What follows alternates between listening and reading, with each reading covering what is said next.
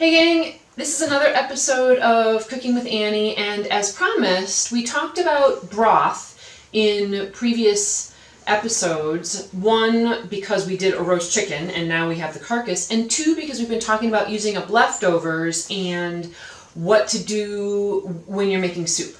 And if you don't have chicken stock at home, how you can make it or how you can make other stocks. So we're going to talk about the chicken stock to begin with. This is the carcass from a roast chicken, and that goes into this pot along with the gizzards, the bits from the inside of the chicken. So the heart and the liver and the neck all went in there as well.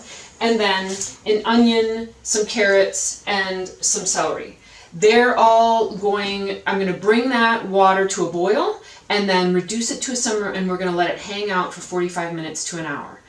And then I'll show you what it looks like then. We're going to maybe skim some stuff off the top. Now, if you want to make a vegetarian broth, skip the chicken carcass and start saving all of the little bits from, you know, all the onion skins and all of the rest of it, and you can kind of collect it all, cover it with water, and bring it to a boil for 45 minutes to an hour. Another broth you can make is one with leftover bits of cheese, like if you have hard rinds of cheese, like Parmesan leftover, you can do that.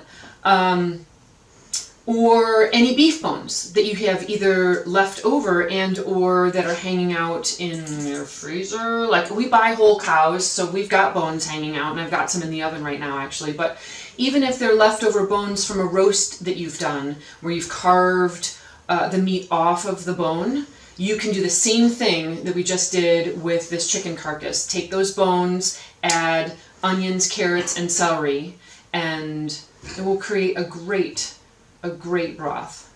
All right, so when this is done, we'll come back and we'll just have a look at what it looks like, and then talk maybe a tiny bit about soup and how we're going to use it, as we've talked about before.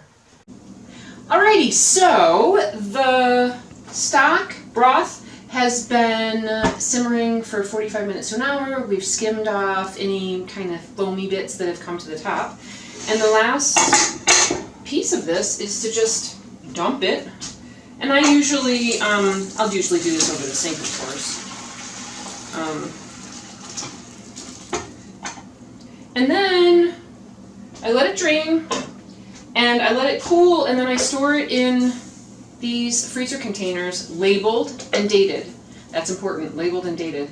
And then I freeze it and pull it out, or you could store it in ones that are half the size. But either way, easy peasy, and then you've got your own broth that you can use for soup whenever you want.